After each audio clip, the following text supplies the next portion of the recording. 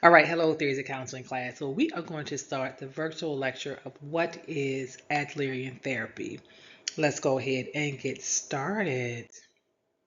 So let me say this. Adlerian Therapy is, I want to say it's very complex because there are multiple layers to reality therapy. Uh-uh, reality therapy, Adlerian Therapy. All right. So there's actually an entire school of Adlerian Therapy that someone can go to specialize in it. So it is just complex in that there are many components and many things that is included in Adlerian Therapy. So we're going to first talk about some of the key concepts of Adlerian Therapy. So first and foremost, Adlerian focuses on, like Freud, the first the approaches to life, the first 6 years, right? So looking at how impactful the first 6 years of life can be for someone. All right. He looks at the perceptions of your past experiences and how those past experiences influence your thoughts and behavior. So, once again, very much like Freud, looking at those things from your past, your history, your childhood, and understanding that there definitely is a connection between your past and your present. Okay?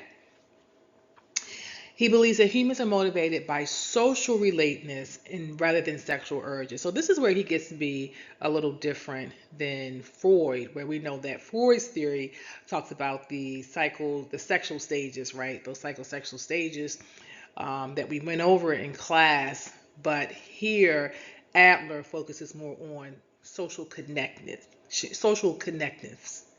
being related, social relatedness. So his theory focuses more on those things. Okay?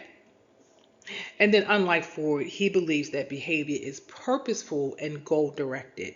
It is more conscious than unconscious. So he believes that when we're doing things, we know what we're doing, right? Which is not bad because what he's saying is that there is some control over your behavior, there is some control over your thought processes. Okay?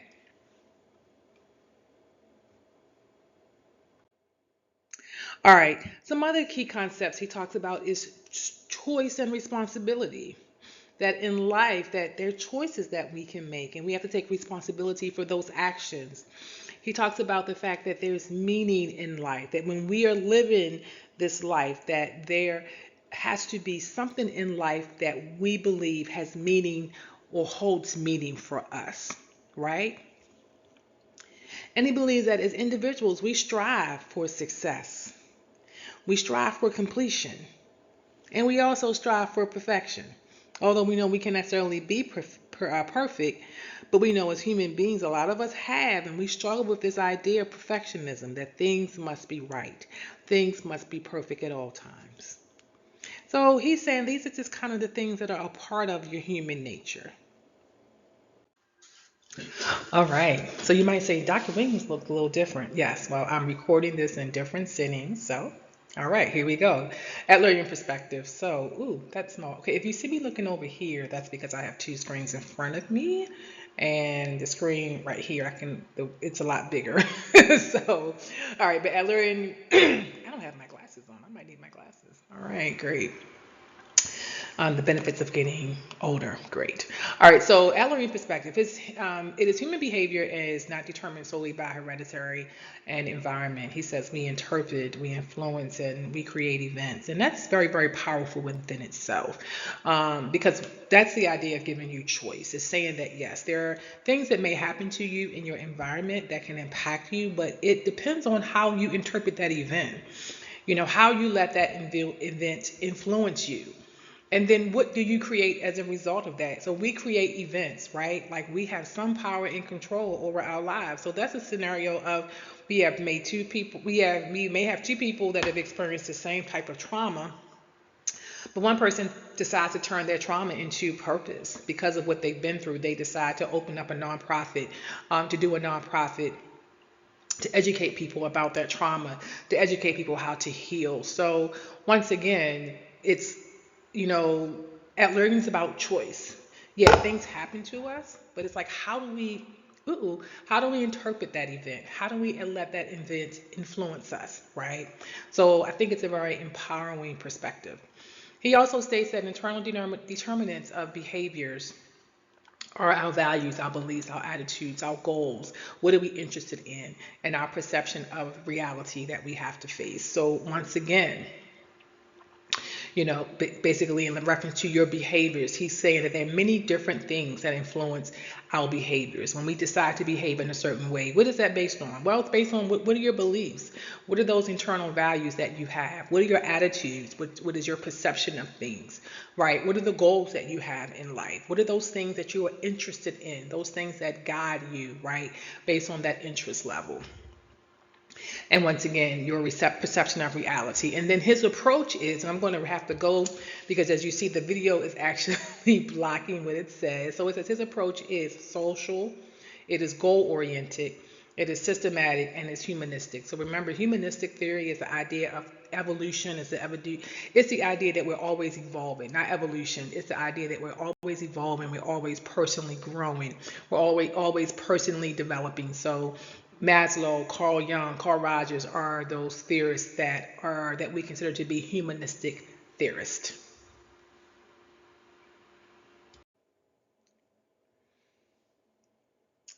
He also believes in the subjective perception of reality. I'm not going to say this word because it is a tongue twister. The phenomenological, which is a subjective frame of reference. So, what he's saying is that, once again, we all have a subjective frame of reference that shapes our lens, that shapes it shapes as our thoughts, our feelings, our values, convictions, our beliefs, our conclusions. This is our subjective frame of reference. And that shapes how we view the world. All right? He also believes in the concept of unity and patterns of human personality. So remember, I talked about his perspective is very holistic. So he says that it's not understood in parts, but in relation to. So there are all these things that influence our thoughts, our behaviors, our convictions, our beliefs, our values, our frame of reference. What shapes that? It's your family, the culture, even school, work. So, all of these things are a part of this holistic picture that provides us with our frame of reference. So, once again, it's a holistic theory. It's not looking at one thing, but it's looking at all of these different things that build into who we are as people and that shapes our experiences. So, looking at the summary of the key concept, he believes the following: that it is the first 6 years of life that have a heavy influence on who and what we are.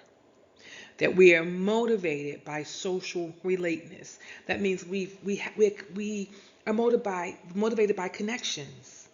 Our connections to family, friends, the social environment. We don't live in this world isolated. He believes that our behaviors are purposeful and goal directed, that we have choice and responsibility, that there has to be meaning in life for us. What is that thing that makes you want to get up and live every day? What does life mean to you? And that innately, we do strive for success. We want to be successful. Completion, we set certain goals. We go to school, we have to complete school and graduate, and we go to work and we have to complete what that looks like to get to the next level in our careers. So everything that we do, there is some sense of completion to that, right? And then perfection. All right, outfit change. Great. All right, here we go. So, summary of key concepts. We interpret, influence, and create events. So that's what Adlerian believes, right? He says we have internal determinants that influence our behaviors. We have a subjective frame of reference. So, in other words, what is our view of life, our view of those events? And he believes that all dimensions of a person are interconnected components. All right, now I'm going on to some more key concepts that underlie this theory. So, social interest and community. All right, so social interest and community. So, with social interest, this is the idea that we have a social interest in our community, right? That we should feel positive towards others, that we strive for a better humanity, right? So, he believes that this is important in terms of our well being. And of course, I know we all do because we are all in the field of human services. The concept of individual psychology says we rest on central belief that our happiness and success are largely related to being social connected. So, social connectedness. So, we do not live in this world alone. People need people, right? Period. However that looks. You may not need a lot of people, but you need to be connected to something or somebody. All right? So, that's important in reference to our well being. All right, so social interest. So talking about this, he believes that there are three universal tasks that we have. One of them is building friendships. Once again, we are people that need people. You were not born into this world alone. When you were conceived, that was because two people connected to conceive. And then once you were conceived, you were in the womb connected to another human being, your mother. So that's very, very powerful. We need to be connected. So, building friendships is a part of that social connectedness. Establishing intimacy, the idea of marriage, love, relationships, and contributing to society, occupational tasks. So whether or not that is what you do for your job, or even whatever you do as, volunteer. But what they're saying is that it is important that we feel like we are contributing to society in one shape or the other. So there are two theorists under here that talk about that also talk about this concept of social interest and community feelings. Mosaic and Dreykus, I think that's how you pronounce it. He looked at the idea, or they look at the idea of self-acceptance. That a part of our well-being is how well do we accept who we are. And we know that in our field, or even personally, that there are going to be some dimensions of ourselves that we do not fully accept. So, a part of being in therapy, a part of working on yourself is understanding what are some of those parts of myself that I still struggle with. And then spiritual dimensions. So, spiritual dimensions are that part of ourselves where we are spiritually connected to something above and higher than who and what we are. So whatever that thing is that you see above yourself, that might be for God for some people, okay? Whatever that higher power is, whatever that thing outside yourself that you are connected with, the universe. All right? And they say therapy is taught when these tasks are not accomplished. So when you think about yourself in therapy, right? If you ever sought therapy, what has that been for? Has it been because there have been elements of yourself that you have not accepted? Has it been because you feel like you have not accomplished the task of, marriage, love, or strong, intimate relationships? Have there been deficits in friendships or families? Right? Have you ever felt that you're not contributing to society? Do you feel like you have weak social connections? And even if you did not go to therapy specifically for that reason, as a therapist begins to analyze you, one of those things comes up, absolutely. When people go to therapy, typically there's something about there's going to be something about their social connections, meaning their family, friends, intimate relationship. That's going to be in there somewhere. Promise you. Okay, for an example. All right, some part of ourselves that we struggle with accepting. Okay, let's move on. All right, birth order and relationships. This is something else that underlies Adlerian therapy as well. And we're going to actually go over this in class. And when we come back to class, this is what we will look at. All right, birth order. And it would be great if I had my book in front of me, but I don't. However, because we're going to go over this in class, I'm not going to go over this right now. But birth order basically is, looking at if you have siblings, what is that birth order? Are you the only child? Are you the firstborn? Are you the oldest? Are you the middle child?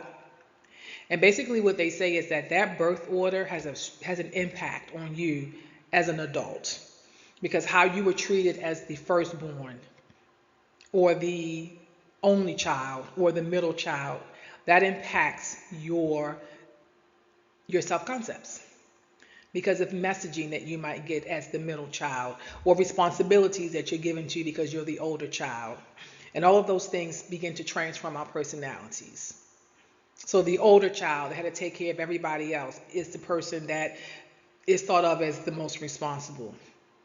So for an example, that older child that got used to having to take care of younger siblings, they wind up developing that role in their life where they're always taking care of somebody. They're always taking care of something or somebody's, whatever that looks like. It can be at their job, it can be at profession, but they continue that role of caretaker. So we're going to look at that deeply, more deeply when we go to class, and we're going to see where you fall in reference to this birth order, and then to see what impact it has had on you as an adult. All right, applications of therapeutic processes, steps in the therapeutic process. All right, so what happens with Adlerian is that once you do all of this, right? So right now we've looked at basically his key concepts. Like I said earlier in the PowerPoint, Adlerian Therapy, there are a lot of concepts that undergird this theory. All right, but there's an assessment that goes with this. All right. And this is actually an assessment that is in Adlerian Therapy, where the one that we did for psychoanalysis was more of like just kind of using the concepts of psychoanalysis to create an assessment. But here, this is an actual assessment that Adlerian therapists can use. So there are three things. There's step one, gathering information about your client. There's a subjective interview, the objective interview, and the lifestyle assessment. So the first part is gathering information, step one. All right. So in other words, when my clients come in, what are you going to do? You're going to gather information for the assessment. All right. So there's the assessment phase where we're looking at the individual and their social and their cultural context based on the information that we are gathering. All right. So the subjective interview, what is this? All right. I'm looking over here because it's kind of small on my screen. So look right here really quickly. All right, so number one. So here it is. What is this subjective interview? When a client comes in, you might say help clients to tell his or her story as completely as possible. Clients are treated as the expert in their own lives. Clients need to be completely heard. So kind of like when they come in, like, why are you here today? Well, what's going on, right? Just kind of very general questions. Okay, so not necessarily jumping right in with like a bunch of questions, but kind of just like, well, tell me why you're here. Letting that client tell their story. All right, and then once you kind of let that client tell their story, give you the details, whatever the case may be, then so you can ask final questions like, is there anything else you think I should know to understand you and your concerns? And then you might say, how would your life be different? And what would you be doing differently if you did not have this symptom or problem? So just kind of like a nice, like, that kind of reminds me of that 3-wish question. If you had 3 wishes, what would they be? That miracle question. All right. But once again, just trying to gather general details about the client's story first and foremost. So that's that subjective interview. All right. And then you go to the objective interview. So now we're going to ask more specific questions. So the subjective interview is just like, hey, why are you here today? Just kind of just start. Right. And I think that's a good thing because, like when a client comes in, if it's too like, why are you here? And what happened first and second and third? And sometimes it feels very, very like, and I know that we have to do that. So that psychosocial assessment, that's what that is. And that's really a preliminary like intake that you can do on all clients. So like that psychosocial assessment, we use that as what we call the intake assessment. And then when the client starts therapy, then you can kind of go into more details with some of these other types of assessments, if that makes sense. So that psychosocial assessment, when I was a therapist, we used that because I used to do that as an intake assessment. And as therapists, we actually had days that we were assigned to do intakes. So I could do an intake on a client that may not be my client. It's just the general intake information, that psychosocial assessment. And then when the therapist takes on that client, now we get a little bit more detailed in reference to how we're assessing that client, what questions we're asking. So the objective interview was how problem in the client's life began. So when did this kind of start? Somebody might say, oh, this started during COVID, for an example. Any precipitating event. So kind of what happened before then. All right. So what happened? What was the before thing that happened? All right. What did that look like? Right. So in somebody might say, well, it really began during COVID, and I recognize, that my depression really took over during COVID. My anxiety took over during COVID. And then you might say, well, was there anything that happened before then? Well, yes. I've always struggled with depression and anxiety. I noticed that I had depression issues in my early 20s. So I hope that makes sense, right? Sometimes, like, there's an issue that kind of starts, but then there's something that happens way before that issue that's really like kind of the starting point. Okay. Medical history, past and present. The client's social history. All right, so looking at where does that client come from, right? The community in which they were raised. The client might say, I lived in a rural area, et cetera, et cetera. I lived in the in an urban neighborhood, had lots of family, friends, social connections. So just like the social history. All right. The reason the client has chose therapy at this time. Person's coping with life tasks. So how does that person cope in general, right? Like you can ask the client, what does coping look like for you? So when you did have depression and anxiety in your early 20s, now COVID hit, and now it has come up again, and it's really gotten bad because we're now in a pandemic, right? What did coping look like to you in your early 20s when you had depression and anxiety? And then the lifestyle assessment, which we're going to go over next. All right, and this is very small as well. Apologize in advance. Now, please do know that this PowerPoint is also in Canvas by itself without the video. So you can always go and look at that PowerPoint to get some of not the details, but to see it. Okay, so I'm not sure how it looks on your screen. I have two screens in front of me. So one screen looks it's a lot bigger. All right, so let me go ahead and get started. So I'm going to look over here because I can see a lot better on this bigger screen, my bigger monitor. All right, so the third assessment is your lifestyle assessment that talks about the family constellation and early recollections. And there are going to be some questions on page 110 and page 112 that you can ask clients in reference to family constellation and early recollections. All right, so family constellation, are you the oldest? Who was the favorite sibling? Things like that. So those questions are there. And let me say this, we are actually going to go over this in class. So you are going to do this assessment on yourself. So, and on this assessment, you're going to see, I'm going to outline these questions for you physically on the assessment. All right, but if you want to see what those questions are, you can look on page 110 and page 112, hopefully in your ebook. I say hopefully because sometimes the ebooks pages are different. But if you go to the ebook, look under where it says lifestyle assessment. All right. And that's basically, when you get this information, early recollections, that's also looking at client's memory. What was one of your earliest memories? What was vivid about that memory? Okay. That can be positive or negative.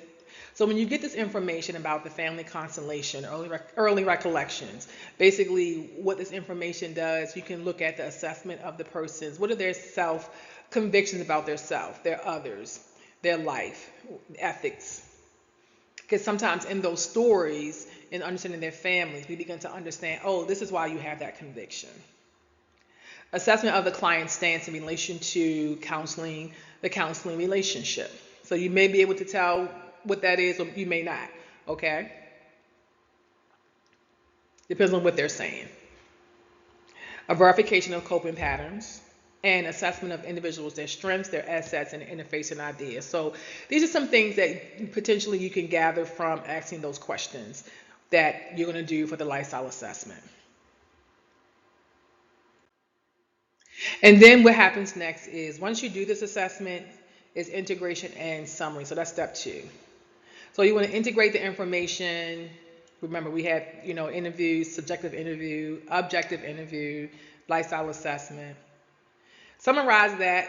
So you as a clinician look and say, what am I seeing and hearing in all of this information? Now, this is not in your book, but of course, anytime you do an assessment, you want to then say, what next? I want to do a treatment plan.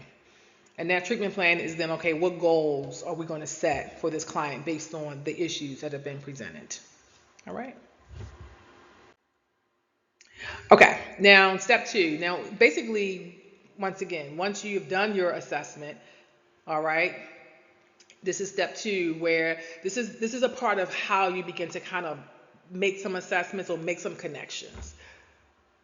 So in looking at it, the therapist can say, based on what I heard when the client was talking about early recollections, which are those memories, or when the client said, you know what, I was not the favorite sibling, my older sister was the favorite sibling, or when one of the questions that they ask in the assessment is how your parents disciplined you. So all of these things then begin to impact our private logic. Your private logic is how you think about things, what your thought patterns are. And there are some things that people tend to do as a result of their private logic. So they overgeneralize stuff. So because we may have perceptions of there are things in our lives that may have gone wrong, we tend to overgeneralize. Like nothing good never happens to me. That's an overgeneralization. False or impossible goals of security. That's, to me, for an example, that idea that you got to be perfect. That's a false or impossible goal of security. Like if I'm perfect, everybody will always love me. If I don't make any mistakes, everybody will always love me. Minimization or perceptions of life and life demands. So in other words, you might think life is just hard. Like I always have challenges. It's just hard all the time, right? Minimization of or denial of one's basic worth. Like I'm not lovable. Why? Why do you feel that way? Well, because all of the rejection that I've had. My mother rejected me. My father rejected me. There's lots of dysfunction in my family. I've not had good friendships. I've not had good relationships. No, why would I think that I'm lovable? And then those faulty values, which here, once again, do I think I'm unlovable? Do I feel like the world is filled with people who are likely to be rejecting? Therefore, I must keep to myself. So that's that coping mechanism. Well, look, if I feel like I'm going to get hurt, I'm going to keep to myself. I won't have any relationships because I don't want to get hurt. So sometimes, does any of these things sound familiar to you?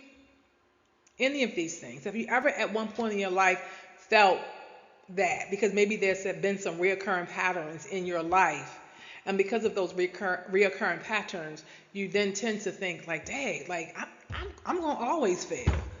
Because every time I try this, something happens. All right? So just as we have these things, so will our clients. And all of this is a part of life. Nobody has a perfect existence. So at one point in our lives, we have all had these faulty values. But the idea of going to therapy is then how to change that faulty thinking based on our experience. Okay? All right.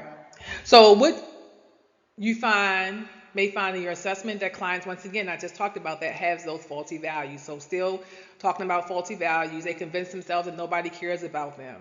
They may reject people before they have a chance to be rejected. So some people will actually sabotage relationships, sabotage friendships. Like they might be in a relationship that's going really well. They're fearful, like, you know what, this don't feel good because I'm not used to somebody treating me this well. They will sabotage it. Because for some people, if you're used to dysfunction is what you're used to. Some people are not used to being in a functional relationship. So they may actually sabotage it because then it's like, okay, let me go ahead and cut this off before this person hurts me. Harshly critical of themselves, expecting to be perfect at all times. Has expectations that things will rarely work out. And burden themselves with guilt because they are convinced that they're going to let everyone down. So this is just once again all some these faulty values, the way that we may tend to think based on our experiences, based on those childhood experiences, based on those messaging that we get.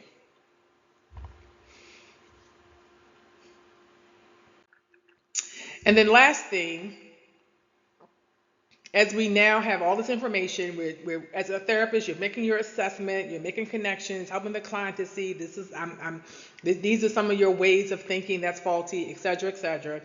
Now we got to encourage that in understanding and insight. So we're going to use interpretation to promote self-understanding and insight. So as you, the therapist, say, I understand and I see the connection that your mother always said to you things like you don't ever get anything right, you never do anything right, and that impacts the client where they take on that thought process and they keep that thought process throughout a lifetime. So we help clients to understand, okay, well, your mom always said to you, you never do anything right.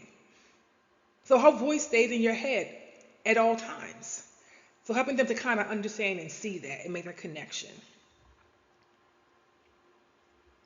And then it says that insight is now defined as understanding translated into constructive action. So now, what do we do as a result? So when you hear that voice in your head, you ain't ever going to do anything right. How do we then change that logic and then move that into more constructive action? What does that look like when I change that logic? So that's what therapy is, right? Teaching that client to say, okay, when you hear this, think this instead. And then once you think this thought, now do this. Okay? All right, encouragement process, making a difference during therapy. So we're going to also go over this as well. So these are just some techniques, some basic techniques that they use in Adlerian therapy.